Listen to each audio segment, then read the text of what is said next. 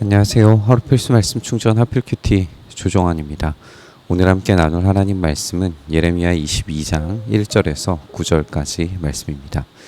나 주가 말한다. 너는 유다 왕궁으로 내려가서 그곳에서 이 말을 선포하여라. 너는 이렇게 말하여라. 다윗의 보좌에 앉은 유다의 왕아, 너는 내 신하와 이 모든 성문으로 들어오는 내 백성과 함께 주가 하는 말을 들어라. 하나님의 말씀이 유다 왕궁에 내려지게 됩니다. 분명히 예레미야의 어떤 이 내려감의 행동과 말씀이 선포됨은 연결되어져 있어서 하나님의 말씀이 유다 왕궁에 선언되는 어떤 심판의 성격을 우리가 여기에서 엿볼 수 있습니다. 우리가 이전에 본문에서도 살펴봤던 것처럼 이 예레미야에 선언되는 말들은 공적인 성격을 가졌었습니다. 오늘의 선언도 이 이전의 본문과 이어져서 이 유다 왕가에 선언되는 굉장히 공적인 선언으로 선포될 것을 우리가 알게 되죠. 모든 성문으로 들어오는 내 백성과 함께라고 하는 표현에서 왕은 예루살렘과 함께 이어지고 또 예루살렘은 왕궁에 내려지는 하나님의 말씀을 무겁게 내려받게 됩니다. 나 주가 말한다. 너희는 공평과 정의를 실천하고 억압하는 자들의 손에서 고통받는 사람들을 구하여 주고 외국인과 고아와 과부를 괴롭히거나 학대하지 말며 이곳에서 무죄한 사람의 피를 흘리게 하지 말아라.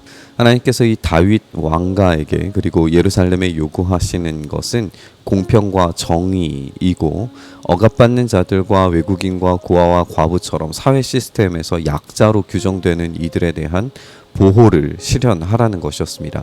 그런데 예루살렘은 그와는 정반대로 약자들을 억압하고 착취하는 이 새로운 이집트가 돼버리고 말았습니다.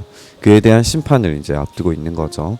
우리가 하나님께서 출애굽시키신 이유를 생각해 보면 그들이 어디로부터의 탈출이 이 출애굽의 핵심이 아니라 출애굽한 이후에 무엇을 할 것인가에 대한 내용이 오히려 중요한 핵심이었다는 것을 생각을 해야 됩니다.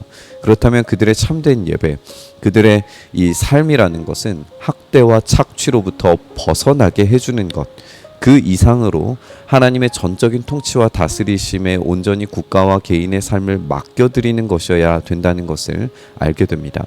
유다의 왕은 하나님의 대리 통치자로서 하나님의 다스리심이 약자들에게 미칠 수 있도록 이 법과 통치력을 활용해야 했습니다. 그들이 그것을 거절하고 착취하려는 순간 하나님의 이 대리 통치자 자격을 상실한 것이기 때문에 심판을 피할 수 없게 되는 거죠.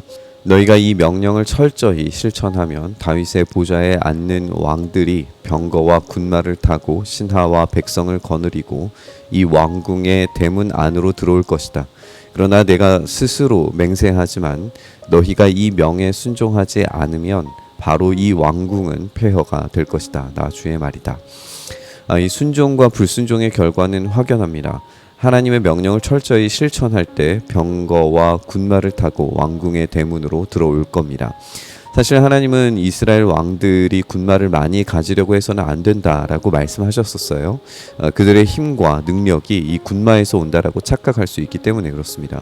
그렇다면 본문에서 하나님께서 이 명령을 실천함으로써 왕들이 병거와 군마를 타고 왕궁의 대문 안으로 들어오게 허락하시는 것은 전적으로 하나님께서 허락하시는 것들이라는 것을 알게 됩니다. 하나님의 허락 하에 그들은 힘도 권능도 얼마든지 부여받을 수 있습니다. 하지만 하나님께 불순종할 때 이 왕궁은 적들의 병거와 군마가 들이닥쳐서 폐허가 되고 말 겁니다. 이 본문은 무엇이 들어올 것을 상정하지는 않지만 바로 그 무엇이 이 앞에서도 계속 예언되고 왔던 이 북쪽의 강력한 힘 바벨론이 될 것임이 분명합니다. 왕들이 군마와 병거로 분명히 그 도성으로 들어오게 될 거예요. 그렇다면 하나님의 통치에 따라서 은혜를 받은 다윗 왕가가 이 예루살렘 안으로 병거와 군마를 들고 들어오게 될 것인지 아니면 적들의 왕가가 군마와 병거를 데리고 이 예루살렘 안에 들어올 것인지에 대해서는 철저히 그들의 순종에 따라 달려 있다는 말이 됩니다. 이것은 나 주가 유다 왕실을 두고 하는 말이다. 내가 나에게 길르앗과도 같고 레바논 산 꼭대기와 같았으나 이제는 내가 너를 사막으로 만들고 아무도 살지 않는 성읍으로 만들겠다. 내가 너를 무너뜨릴 사람들을 불러다가 그들에게 연장을 마련하여 줄 것이니 그들이 너의 가장 좋은 백향목들을 찍어내어 불 속으로 집어 던질 것이다. 길르앗과 레바논의 울창한 숲들을 상상하게 만들 이 유다 왕실은 이 사막으로 변해버릴 겁니다. 이로써 그들이 공의와 정의를 버리고 약탈과 착취의 길에서 벗어나지 못했음이 밝혀집니다. 그들은 하나님의 말씀을 도무지 듣지 않았어요. 하나님의 통치력은 이스라엘에 한정되어 있지 않기 때문에 이스라엘을 무너뜨릴 사람들을 부르실 것입니다. 그리고 그 사람들에게 연장을 주시고 가장 단단하고 건물을 지탱할 기둥 역할을 하는 백향목들을 찍어버리고 불 속에 집어 던지실 겁니다. 우리가 기능을 하지 못하는 나무, 또 말라버린 나무를 불 속에 집어넣는 이미지가 굉장히 강렬하게 선언되는 것을 우리가 보게 되는데, 이 기둥이 불 속에 던져짐으로써 이 건물은 남김없이 무너져 내릴 것이다 라는 것을 예고받게 됩니다. 그러면 많은 민족이 이 도성을 지나갈 때에 서로 묻기를, 주님께서 무엇 때문에 이 큰 도성을 이렇게 폐허로 만들어 놓으셨는가 하면 그들이 또한 서로 대답하기를, 그들이 그들의 하나님과 맺은 언약을 깨뜨리고 다른 신들을 경배하면서 섬겼기 때문이다 할 것이다. 이방 민족들조차도 이 폐허가 왜 생겨났는지 알고 있습니다. 그들이 하나님과의 언약을 깨뜨리고 다른 신들을 경배하고 섬겼기 때문이다 라고 이렇게 확실하고 분명하게 알고 있어요. 우리가 하나님의 명령이 약자를 보호하고 정의와 공의를 실현하라 라고 하는 것을 들었는데, 이방 민족들의 대답은 우상 숭배를 근거로 들고 있다는 것을 주의 깊게 살펴봐야 됩니다. 우리가 이전의 본문들과 함께 살펴봤던 것처럼 이 우상 숭배와 착취는 끊을 수 없는 연결고리를 가지고 있음이 분명합니다. 그렇다면 우리의 삶에서 하나님을 주인으로 삼는 삶이 가지는 기본적인 태도가 무엇인지를 생각해 보게 됩니다. 우리의 인생의 목적은 군마와 병거, 우리의 힘과 능력을 키우고 기르는 것이 주가 되어서는 안 됩니다. 우리에게 하나님은 군마도 병거도 제공해 주실 수 있고 돈도 명예도 주실 수 있습니다. 그것을 정의와 평화, 약자를 위한 섬김으로 사용되었을 때에 우리의 인생은 단단하고 건강하게 서 있게 될 겁니다. 하지만 우리 시대의 메시지는 그 모든 것들을 남을 짓밟고 일어서서 자신의 영역을 확장하는 일에 사용하라라고 강요합니다. 이로써 빼앗고 착취하는 이집트의 질서가 우리의 시대에, 우리의 삶의 공간들에 자리 잡게 되고 성공과 풍요의 우상을 섬기게 되는 것이 되고 마는 거죠.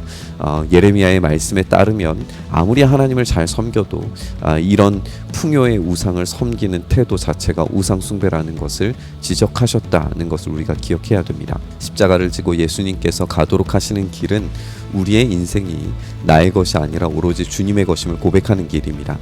이 시대의 메시지를 거부하고 나눔과 섬김과 약자를 돕는 참된 샬롬을 우리의 삶으로 실천해야 내는 그런 길입니다.